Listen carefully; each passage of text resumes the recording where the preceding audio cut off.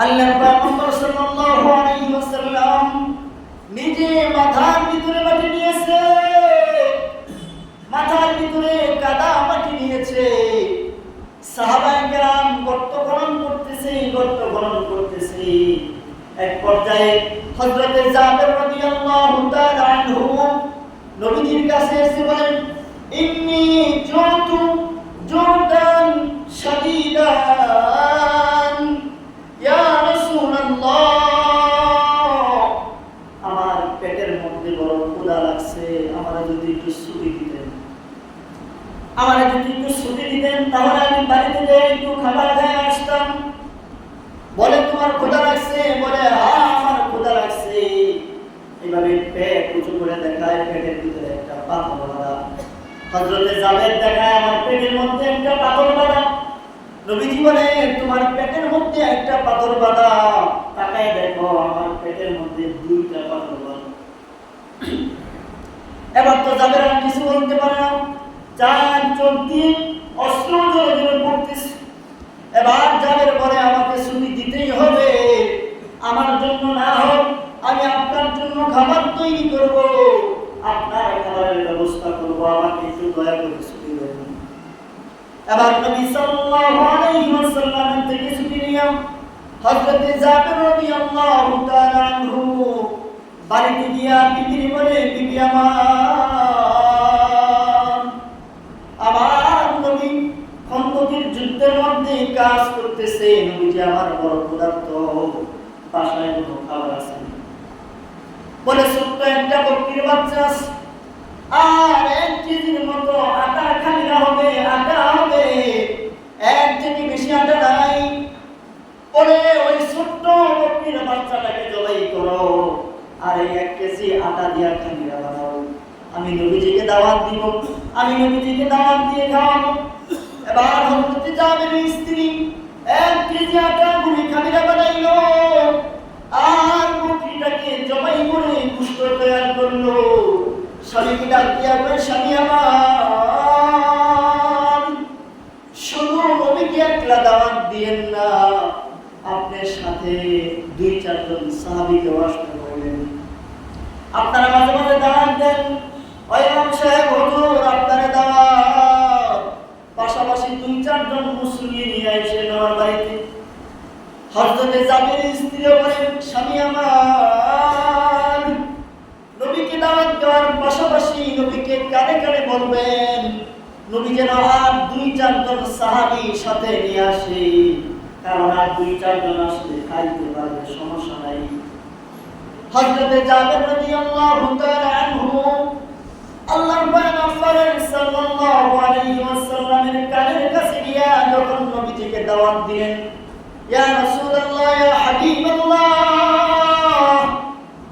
আপনাকে দাওয়াত, পাশাপাশি আপনি 2-4 জন সাহাবীকে নিয়ে যাবেন। এমন সময় আল্লাহর পয়গম্বর সাল্লাল্লাহু আলাইহি ওয়াসাল্লাম এমন একটা কথা বললেন, কথার মাধ্যমে হযরতে জাবের রাদিয়াল্লাহু তাআলা আনহু ভয় পেয়ে গেলেন। ধরেন আপনি ইমাম সাহেবকে বলছেন, ইমাম সাহেব আপনি 2-4 জন মুসলিম নিয়ে আমার বাড়িতে আসেন।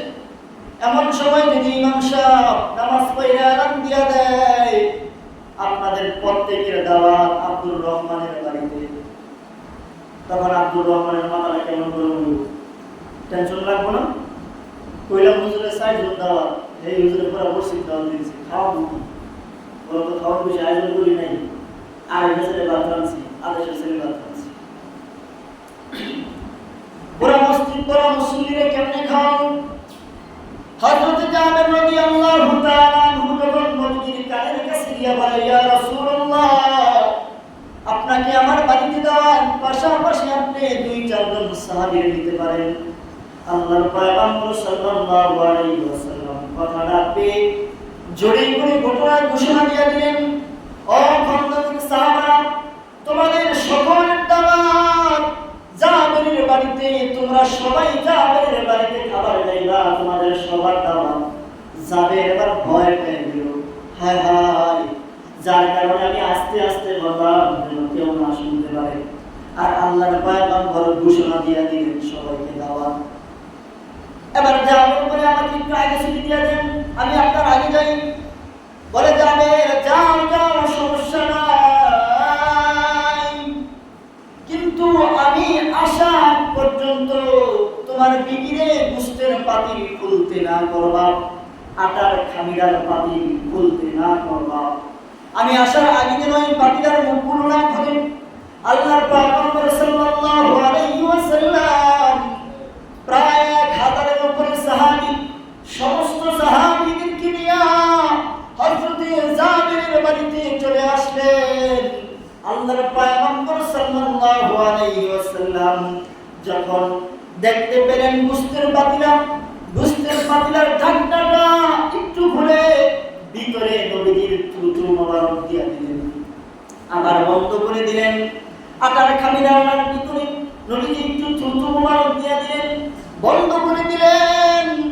আর জাবেরের স্ত্রীকে বলে দিল, ও জাবেরের স্ত্রী, এই আটার খামিরার মুখ পুরোপুরি খুলবা না, একটু করে খুলে ভিতর থেকে একটু একটু করে আটা বের করে ঘুরায় ঘুরায় রুটি বানাইবা সাহাবীদেরকে খাওয়াইবা। আর গোশতের পাতিল পুরোটা খুলবা না, একটু করে করে ভিতর থেকে গোশত বের করে করে দিবা। এভাবে দর্শন করে খাওয়াইতেছে। হযরত জাবের তো টেনশনে পড়ে গেল, দর্শন খাওয়াইলো, দেখে শেষ হয় না। আবার বলে দিলেন নবীজি, আজকে জাবেরের বাড়িতে পেট ভরে খাওয়া, জাবের তোমাদেরকে পেট ভরে খাওয়াইবো। জাবের তো টেনশন, হায়রে আমি 1 কেজি আটার খামিরা করেছি, ছোট্ট একটা বকরির বাচ্চা জন্ম দিয়েছি, কেমন হয়? তো দফায় দর্শন করে সাহাবী পেট পূর্ণ করে খাবার খেতেছে।